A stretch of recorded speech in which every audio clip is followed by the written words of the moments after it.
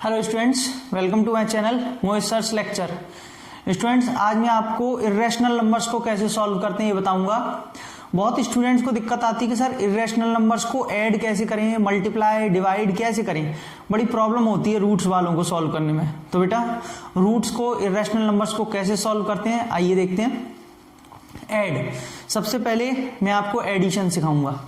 देखो बच्चों, ये दोनों इर्रेशनल नंबर्स हैं, ठीक है, इनको ऐड करना है।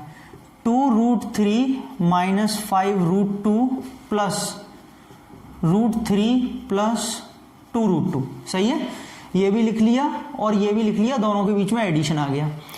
स्टूडेंट्स हमेशा ध्यान रखिए, जो सेम रूट होते हैं वही या तो ऐड होंगे या सब्ट्रैक्ट होंगे। जैसे ये 2√3 है और ये √3 है, तो बेटा ये इसके साथ ऑपरेट करेगा। ये √2 है, ये पीछे √2 है, तो ये इसके साथ जाएगा। इर्रेशनल नंबर से मतलब होता है। अब मैं अगर आपसे सीधे बोलूं कि 2√3 और √3 कितना, 3√3, तो कुछ बच्चे कंफ्यूज रहेंगे, सर 3√3 कैसे, समझ में नहीं आया। मैं आपको सॉल्व करके दिखाता हूं। अगर मैं इन दोनों में से बच्चों, इन दोनों में से √3 कॉमन ले लूं तो कोई प्रॉब्लम तो नहीं है। यहाँ 2 बचेगा और यहाँ प्लस का 1 बचेगा।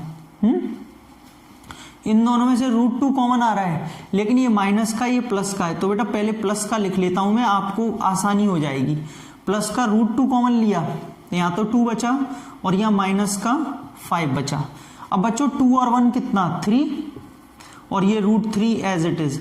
2 में से 5 गया तो -3, माइनस प्लस -3, और ये √2 एज इट इज। समझ में आया। तो देखिए अभी जो मैं थोड़ी देर पहले आपसे कह रहा था कि इन दोनों को ऐड करेंगे तो 3√3 आएगा, वही आ रहा है, लेकिन अब मैंने आपको सॉल्व करके दिखाया। और इनमें से इसको माइनस करते 2√2 में से 5√2 को, तो माइनस का 3√2 ही आता, लेकिन सॉल्व करके दिखाया। तो स्टूडेंट्स ऐसे आप ध्यान रखना है कि सेम रूट वाले ऑपरेट करेंगे, और जैसे 2√3 प्लस √3 3√3 जोड़ना या माइनस, ठीक है, ऐसे करके करना है। नहीं भी आए तो आप मेरी तरह कॉमन लेके कर लीजिए। तो कैसे भी कर सकते हैं बच्चों, एक मैंने आपको ऐसे दिखाया। चलिए आगे देखिए। देखिए स्टूडेंट्स, ये मैंने पार्ट 2 लिखा है। अब हम इसको ऐड करेंगे बच्चों, इन दोनों को ऐड करना है, इसको और इसको। तो समझिए बेटा 2√2 प्लस 5√3 माइनस 7√5 प्लस, अब ये वाला नोट कर लीजिए, 3√3 माइनस √2 प्लस का √5, ठीक है। अभी मैंने आपको फर्स्ट वाले में समझाया कि जो दोनों रूट वाले सेम होते हैं उनमें एडिशन या सब्ट्रैक्शन होता है। तो देखो बच्चों, इसे थोड़ा डायरेक्ट करेंगे। 2√2 है और एक √2 ये रहा है, तो बेटा 2√2 में से अगर √2 माइनस होगा तो कितने √2 बचेंगे, 1√2। तो सिंपली हम उसे √2 लिख सकते हैं। अगर नहीं समझ में आया तो ऐसे समझिए, अगर मैं इसमें से √2 और √2 कॉमन ले लेता, वो बाहर आ जाता, अंदर क्या बचता, 2 माइनस 1 जो कि 1 होता, तो 1√2 सिंपली आ गया। अब जैसे 5√3 है, इसका इसके साथ होगा क्योंकि ये √3 है, तो बेटा 5√3 और 3√3 टोटल कितने √3 हो गए, 8√3, ठीक है। ऐसे समझिए, अगर मैं इन दोनों में से √3 कॉमन ले लूं तो 5 और 3 अंदर कितना बचेगा, 8, तो 8√3। बेटा 7√5 माइनस का है और √5 प्लस का है। 7√5 में से अगर √5 गए तो कितने बचे, माइनस के 6√5। सभी बच्चों को समझ में आया। माइनस के 7√5 है और प्लस का 1√5 है, तो 7 में से 1√5 गया, कितना बचा, 6√5।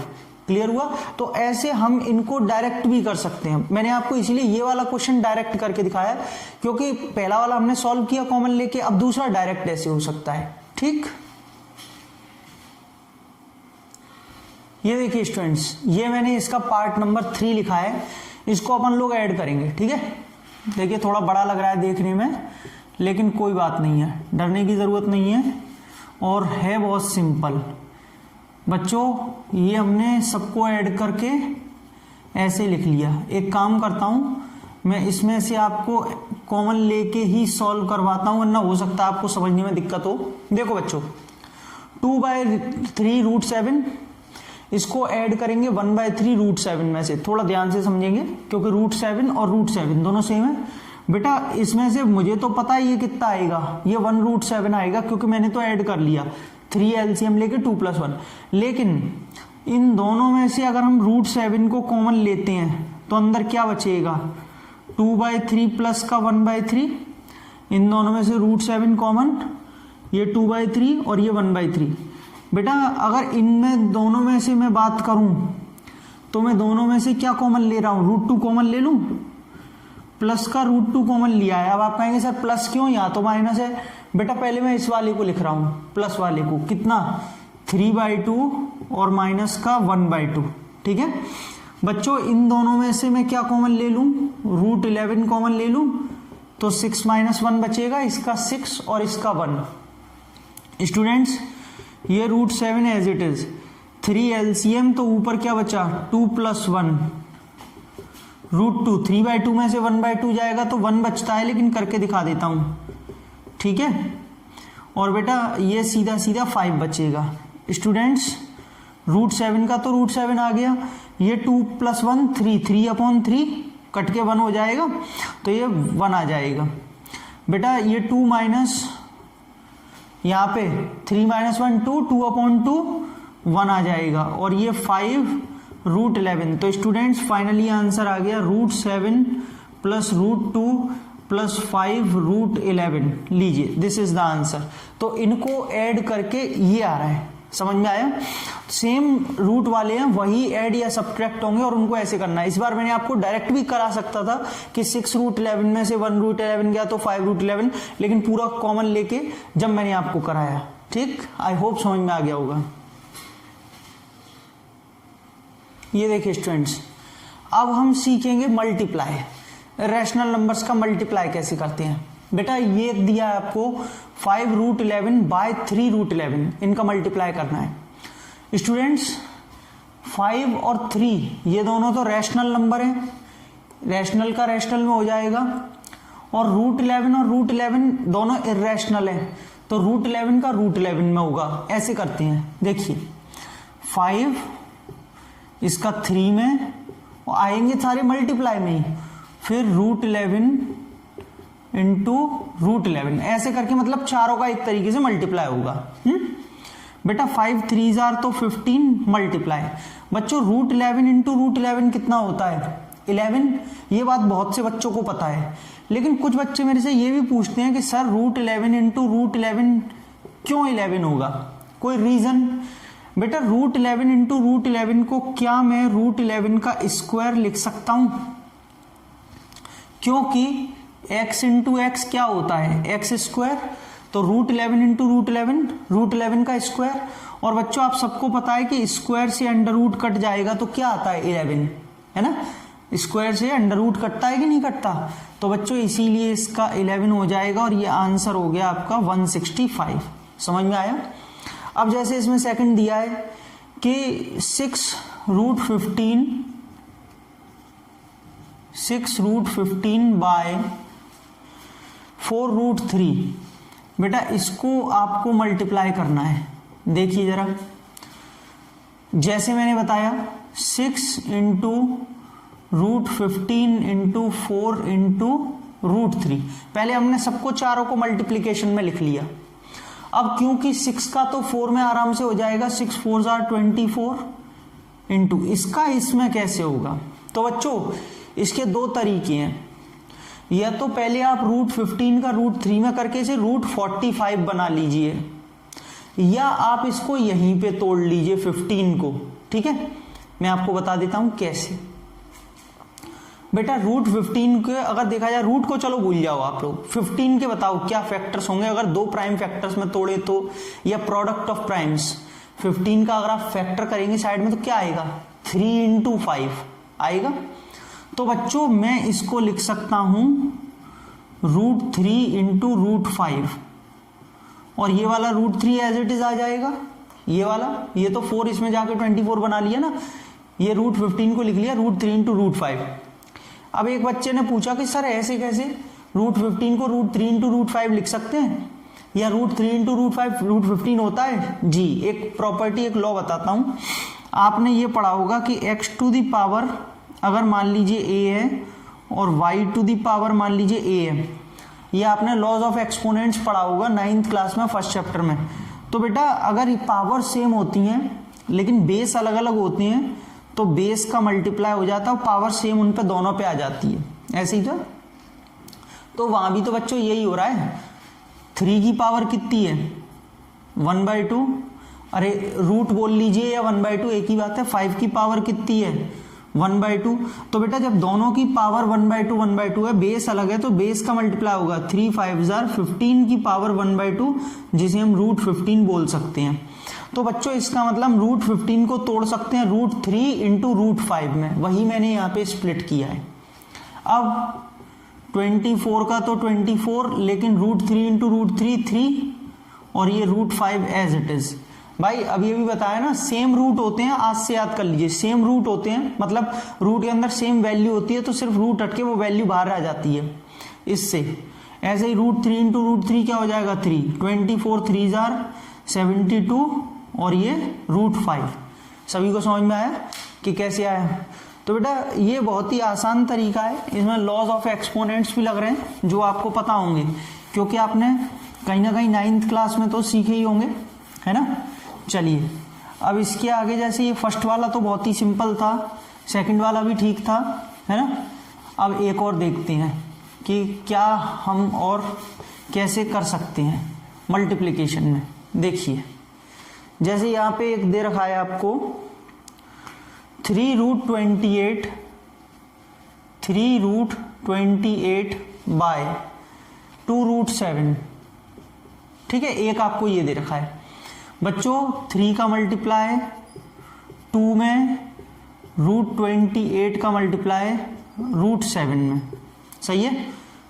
अब बच्चों 3 2 ये तो 6 हो जाएगा, लेकिन बेटा √28 को हम क्या लिख सकते हैं। मुझे तो पता है कि मैं इसे 2√7 लिख सकता हूं, लेकिन कैसे। आप एक काम कीजिए 28 के फैक्टर्स कीजिए यहाँ पर, 2 से 14, 2 से 7 और 7 से 1।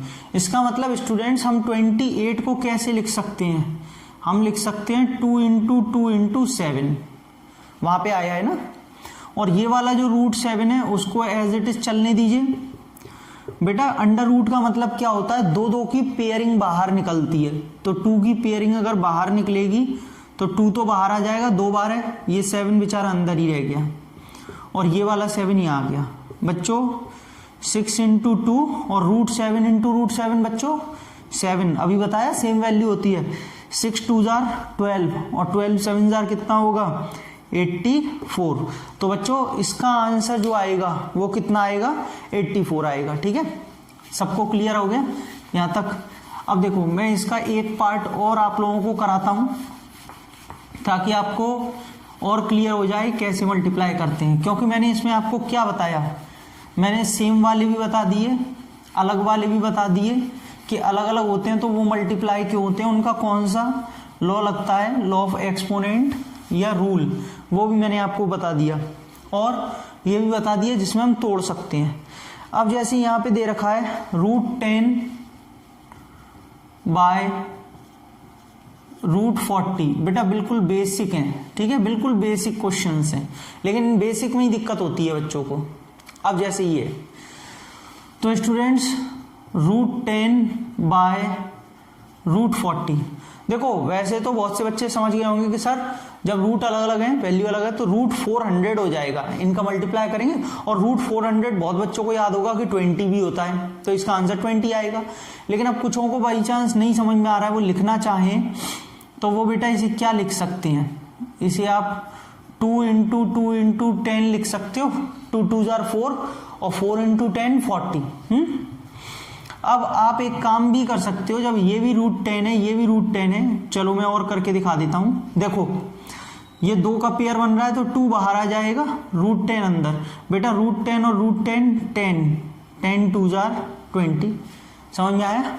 तो ऐसे करके ये भी हो सकता है। तो बच्चों बहुत सिंपल है मल्टीप्लाई करना इरेशनल नंबर्स का, कुछ भी दिक्कत नहीं है, बस आपको ये समझना है कि सेम जब दोनों होते हैं तब उन पे से रूट हट जाता है, और अगर अलग अलग होते हैं जैसे √2 और √3, √2 इंटू √3, बेटा अलग अलग होते हैं, दोनों पे रूट लग रहा है लेकिन वैल्यू अलग है, तो रूट लगा रहता है और इन वैल्यूज का मल्टीप्लाई हो जाता है। 2 3 जार 6, जैसे उससे थोड़ी देर पहले अभी रूट 15 को मैंने किया था 3 into 5 root 3 into root 5 root 15, ठीक है, अलग अलग वैल्यूज में मल्टीप्लाई होता है। क्लियर हुआ? अब डिवीजन देखेंगे। देखिए स्टूडेंट्स, डिवाइड कैसे करेंगे, ध्यान से देखेंगे। बेटा आपसे कह रहा है 15 रूट 15 को 3 रूट 5 से डिवाइड कीजिए। बच्चों 15 रूट 15 डिवाइड बाय 3 रूट 5, यही तो लिखेंगे। बेटा साफ साफ पता चल रहा है रैशनल से रैशनल ये तो 5 टाइम्स कट जाएगा, तो मैं इसे तो 5 लिख लूंगा। अच्छा मैं ऊपर वाले रूट 15 को क्या लिख सकता हूं बताइए?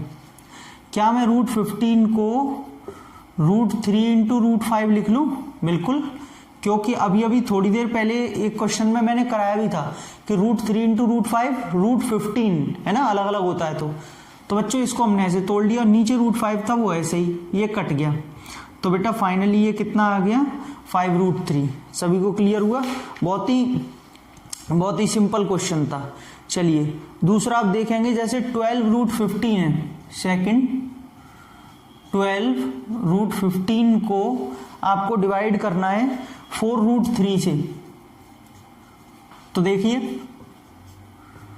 12 रूट 15 4 रूट 3 ऐसी तो लिखेंगे। बेटा साफ साफ पता चल रहा है कि 4 से इसको डिवाइड कर देंगे 3 टाइम्स, और रूट 15 को क्या लिख सकते हैं रूट 3 इंटू रूट 5, और नीचे क्या चल रहा है, नीचे वही अपना रूट 3 चल रहा है।